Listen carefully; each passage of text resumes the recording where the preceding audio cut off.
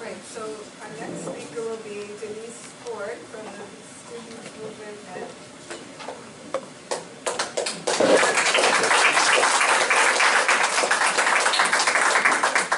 Hello everyone, my name is Denise Forbes. I'm part of Revolutionary Student Coordinating Committee. I actually chair the organization. Yay. Last year, when my comrades and I protested David Petraeus, 6 students were brutally arrested and assaulted by the NYPD. 5 of them were RISC members who were actually targeted by the NYPD and CUNY Public Safety for us. The CUNY administration was embarrassed by the protests. You have students, right, where we don't want Petraeus there, so it's kind of like, it didn't make the CUNY look good. So they retaliated by raiding a center, the Macaulay Honors Center at City College, and which had it was an autonomous center to the school that we were organized out of. That was one group of revolutionary students in the 80s fighting against tuition hikes and exclusion of oppressed people from the universities. In response to this, RISC helped to organize large protests to reclaim the center. CUNY Public Safety actually held students hostages. I remember it was during our midterms, and they actually closed down the main building, the North Academic Building at City College. They shut it down, and it was open 24 hours. They weren't letting people out. So they locked down the entire building and brought police on campus to actually deter the protests. 2 of my comrades were actually being watched by the CUNY administration. They were actually suspended, and the Manhattan DA was brought in to press charges on them. And they had to surrender themselves, and they still have about 6 to 7 open charges each. So now, this happened in our fall semester, right? RISC will always put itself on the front lines to advance the struggle of the people, but that isn't the only reason that the police and CUNY are targeting us. They're targeting us for our politics. Because we are continuing the militant struggles of the 60s and 70s for the communities of working class, oppressed nationality of people in New York City to have access to these universities. They don't want us to expose the contradiction that the CUNY University of New York is systematically excluding the communities of New York City. I live in Harlem. City College used to be called Harlem University. When I look around in my classrooms, there aren't people who come from the community outside Harlem. Washington Heights, Spanish Harlem, right?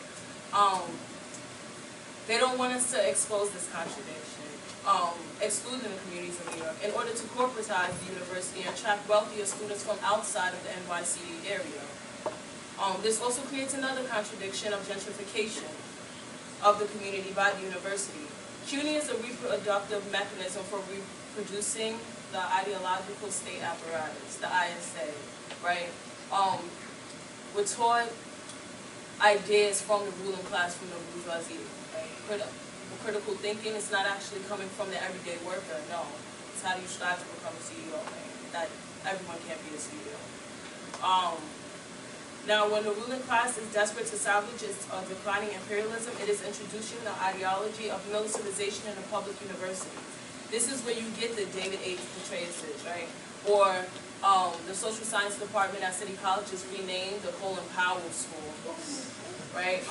And the return of ROTC, which was actually kicked out in 1971 from CUNY universities. While the names of people like Morales and Shakur, a Black and Puerto Rican liberation fighter for their people, freedom fighters, are being erased from CUNY by the administration. The ruling class has to justify imperialism to a generation that has grown disillusioned with a decade of nonstop war. Our mission at RISC is to wage this battle of ideas against the ruling class ideology in the streets as a militant force that fights for the people, with the people. We will not rest until CUNY is seized by the community and becomes a base area for fighting a broader liberation struggle. Thank you.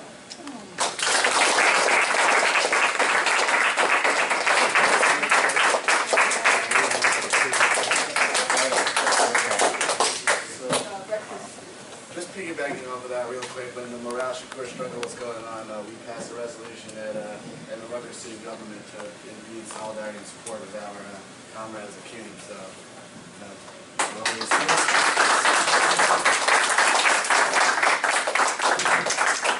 also published some op-eds by some of our comrades at CUNY in our school newspaper to educate them on the police brutality and all the different things that our police comrades are facing.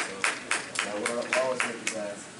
So, and speaking on that, this video, which came out, it was right after Condoleezza Rice backed out, it actually shows a bit, kind of links the Petraeus protest to us.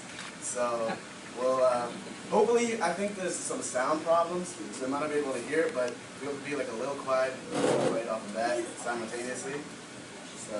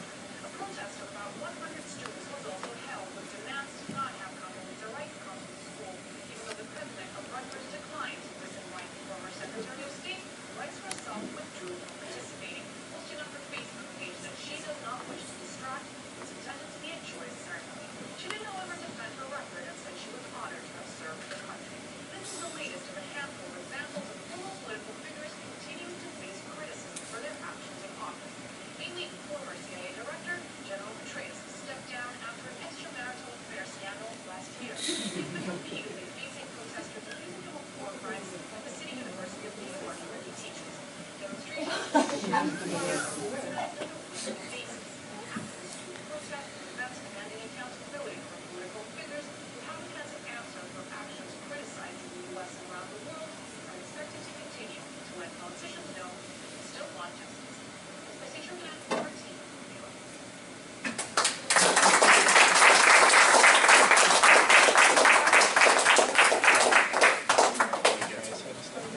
So, I guess it's just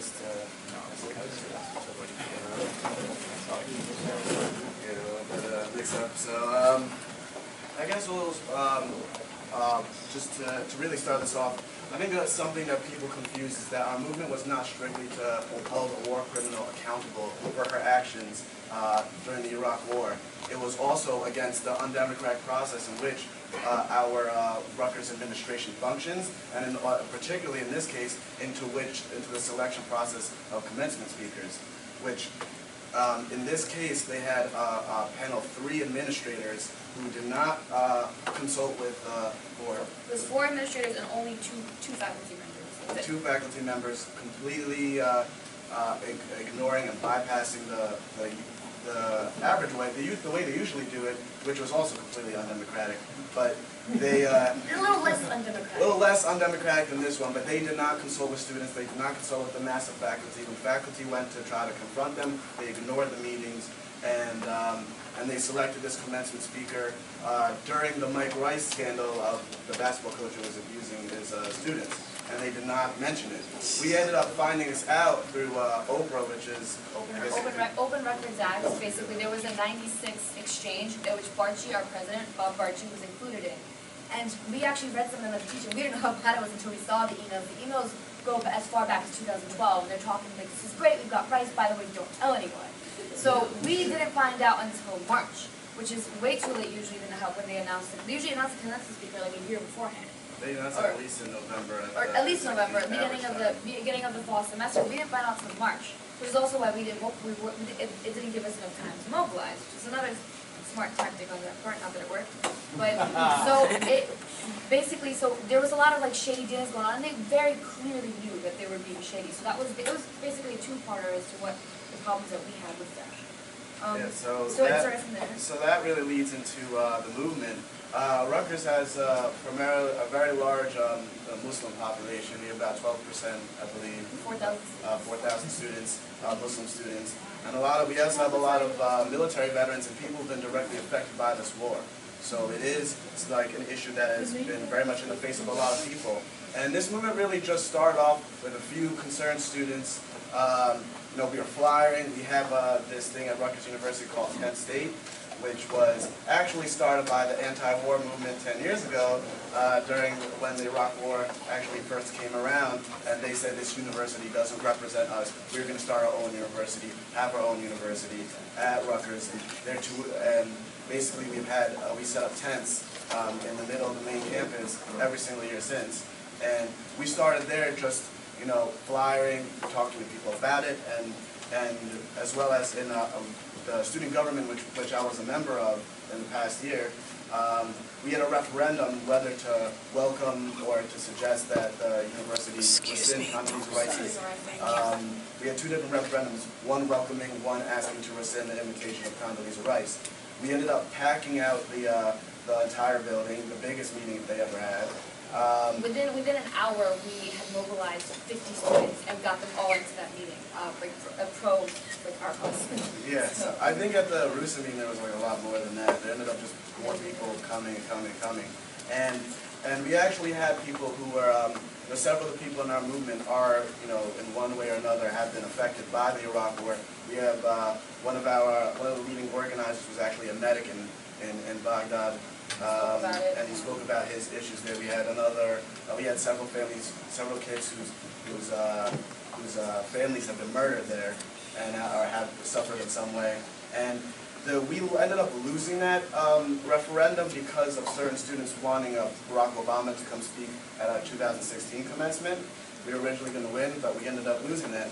And so in ways that kind of motivated us to move forward, because if we didn't lose that battle in the student government, I don't think our movement would have been as potent.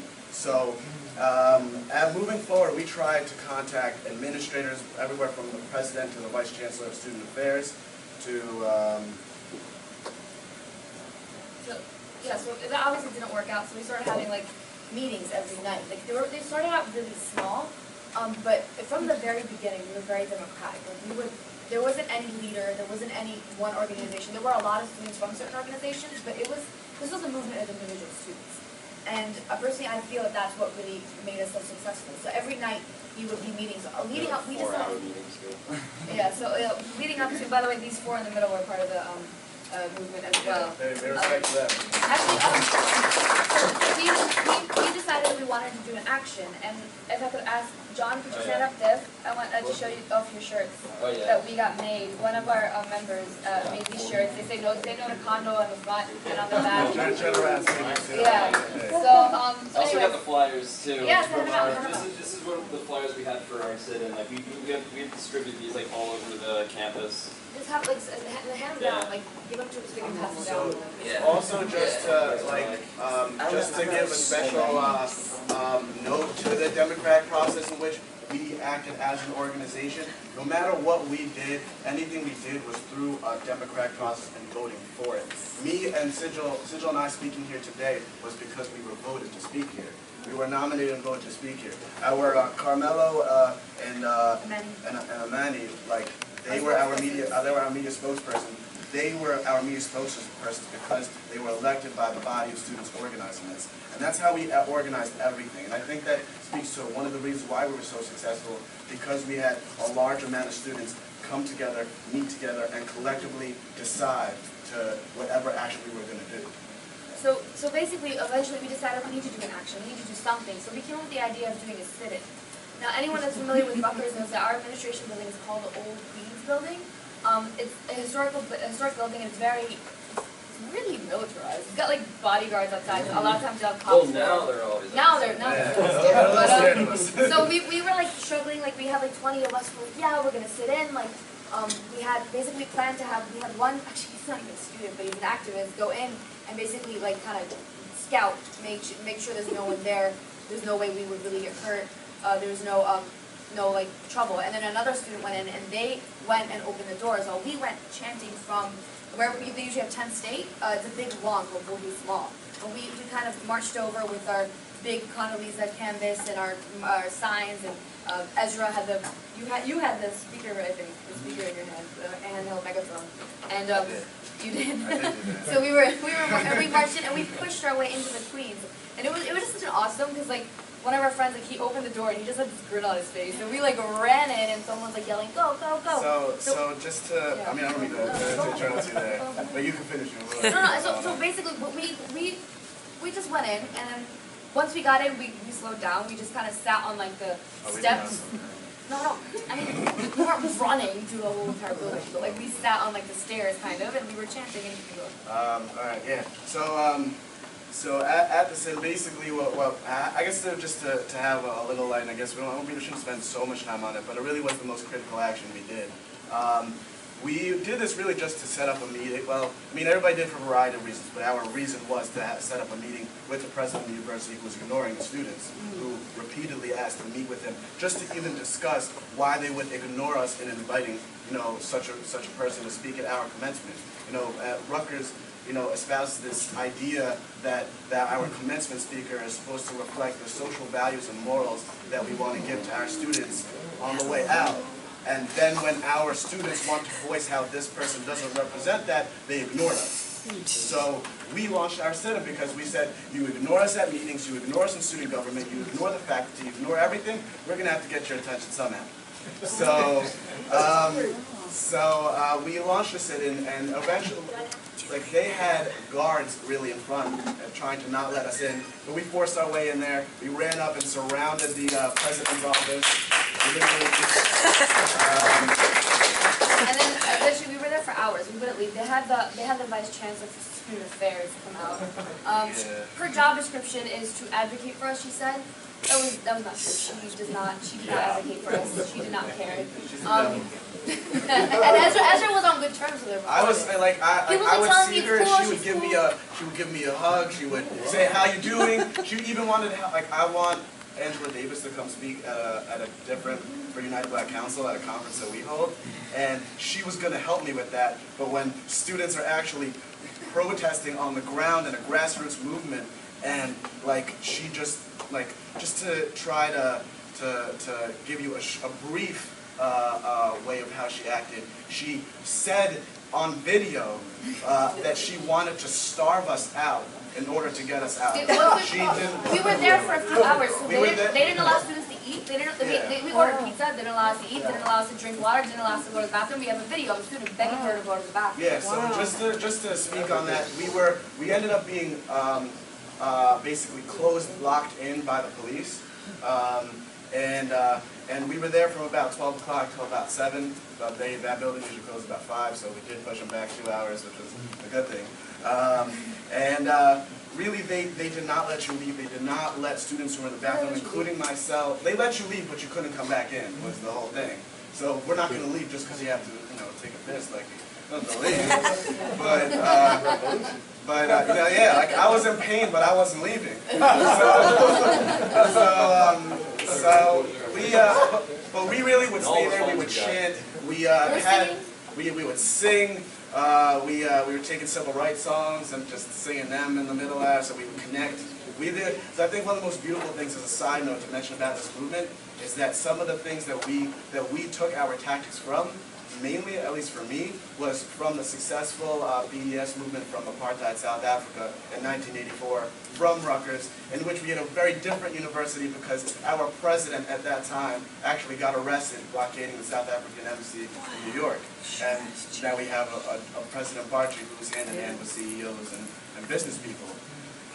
So my favorite part of that with McGinty was like she kept telling us, like, she's coming whether or not you like it. It doesn't matter what music she's coming. Which was honestly the dumbest thing she could have done. To speak to that, they Yeah. treated us as children. They would say, oh, we hear you, but nothing is going to happen. This is not I can't make this decision. You shouldn't be talking to me. Go talk to this person. We talk to that person. Don't talk to me. Go talk to that person. Like, nobody really wanted to take responsibility to talk to us. And they did not let us do really anything. And then basically the way that they got to shut down the sit-in was they had the chief of police from the Rutgers Police Department comes up to us with a few of his higher-ups as well and says that if you do not leave by a certain time, you will be arrested, you will be criminally prosecuted, you will be charged with criminal trespass as well as whatever other charges they had. They had a sea of police cars and police officers waiting for us, and they said that you, as an addition to that, you may very well likely face suspension and maybe even expulsion from the university just for exercising our democratic right to protest somebody who we feel does not represent us at university. So we did vote to walk out. I guess we felt like we were going to live to fight another day. And I guess we want to show another video where some students of ours were not allowed to really do anything. I think it really demonstrates how aggressive McGinty was getting with us. Felicia McGinty is her name. Can I have that again?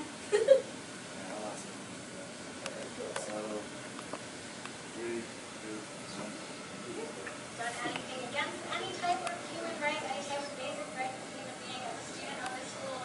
Yes, you're going to be apparently tragic, but not the school that I'm paid to attend. And please just help me on.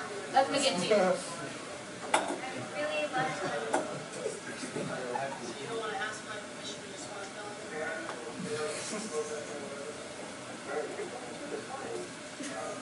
You didn't answer my question. I'm just honestly asking. About why am I not allowed? I'm allowed to protest as a student. So I'm attending the property. I should be able to use the bathroom in the building as part of my university that I pay to attend. So can you just? I need some sort of understanding. I don't understand. No.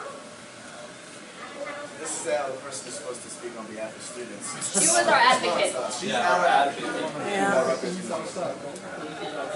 These is all outside and inside. That's right.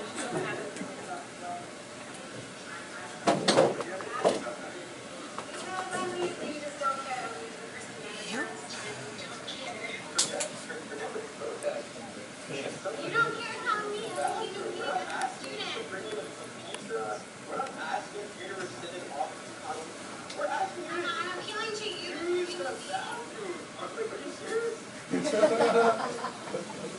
Listen to this. This part is like kind of important. Literally, it's physical pain. Don't feel nothing. Feel nothing right now. You're looking at me as you feel nothing. Honestly scared right now. I don't know what kind of look that is. I'm scared to punch me in the face or something. Yeah. So why are you afraid?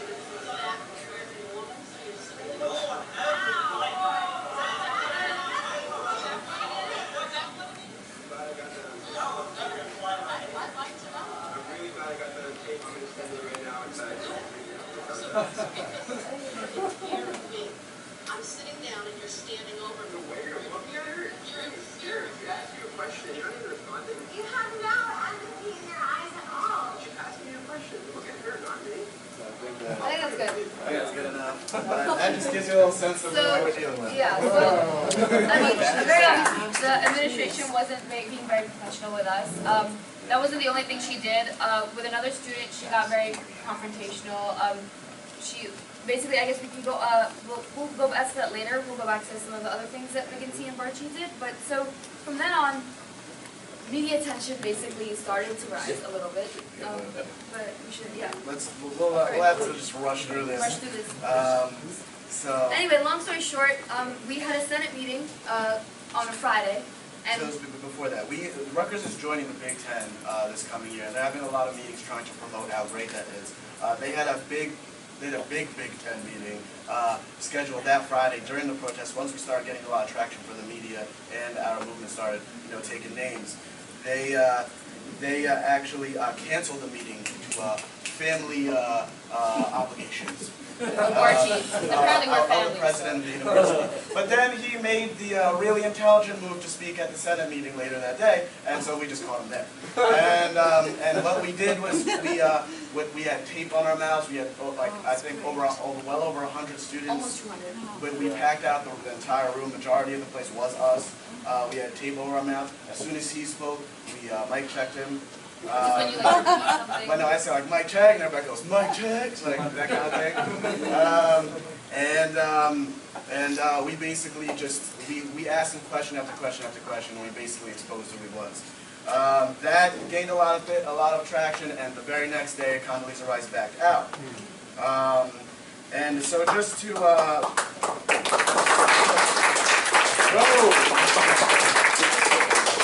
so we had a lot of other,